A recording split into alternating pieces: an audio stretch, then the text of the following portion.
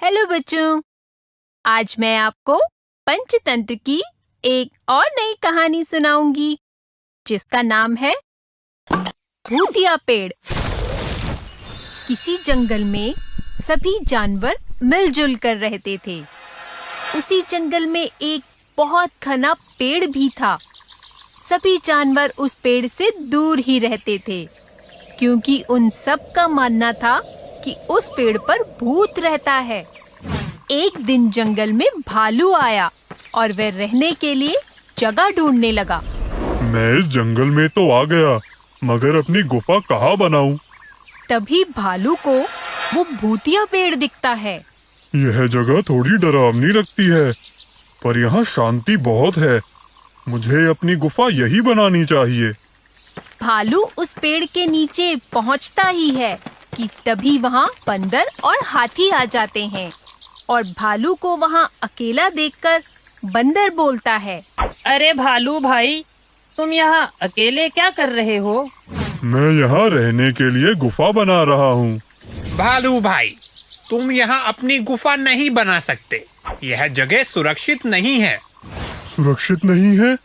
तुम कहना क्या चाहते हो? हाथी भाई ठीक बोल रहे हैं। इस पेड़ पर तो भूत रहता है। तुम मेरे घर के नीचे अपनी गुफा बना लो, वहाँ तुम्हें कोई परेशानी नहीं होगी। अगर यह सच है तो मैं अपनी गुफा बंदर भाई के घर के नीचे ही बनाऊंगा। तीनों वहाँ से चले जाते हैं। भालू अपनी गुफा ठीक उसी पेड़ के नीचे बनाता है जिस पेड़ पर बंदर रहता था। भालू निश्चिंत होकर वहाँ रहने लगता है। एक दिन भालू जंगल में घूमने के लिए निकलता है। घूमते घूमते वो उसी पेड़ के नीचे जा पहुँचता है। अगर इस पेड़ पर भूत रहता है तो वह मुझे इतने दिन से दिखाई क्यों नहीं दिया? मुझे लगता है यहाँ जरूर कुछ गड़बड़ है। भालू के ऐसा कहते ही पेड़ के ऊपर से आवाज आती है, तुम यहाँ आ तो गए हो, लेकिन जा नहीं पाओगे।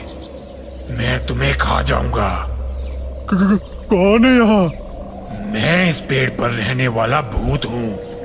भालू डर कर वहाँ से भाग जाता है। भूत भूत, भागो भागो! अपनी गुफा में पहुंचकर भालू बंदर को बुलाता है। अरे भाई, क्या हुआ? क्यों चिल्ला रहे हो? बंदर भाई, मैंने अभी भूत देखा, वही उस पेड़ के नीचे। क्या भूत? मैंने तुम्हें वहाँ अकेले जाने से मना किया था। तुम अभी इस जंगल में नए हो और वो भूत तो बहुत खतरनाक है। उसने पहले भी कई जानवरों को नुकसान पहुँचाया है। मुझे तुम्हारी बात मान लेनी चाहिए थी। आज के बाद मैं कभी भी वहाँ अकेला नहीं जाऊंगा। भालू अब उस पेड़ के पास कभी अकेला नहीं जाता था।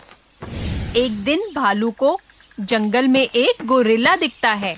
लगता है ये गोरिल्ला जंगल में नया आया है, वरना आज से पहले तो मैंने इसे कभी नहीं देखा। भालू उसके पीछे चल पड़ता है।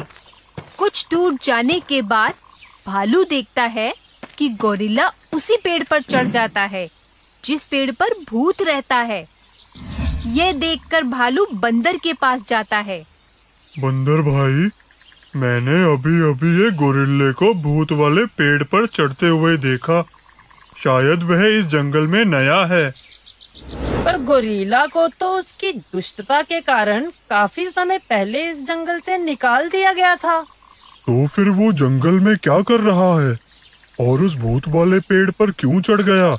क्या वो नहीं जानता कि उस पेड़ पर भूत रहता है? बंदर सोच में पड़ जाता है।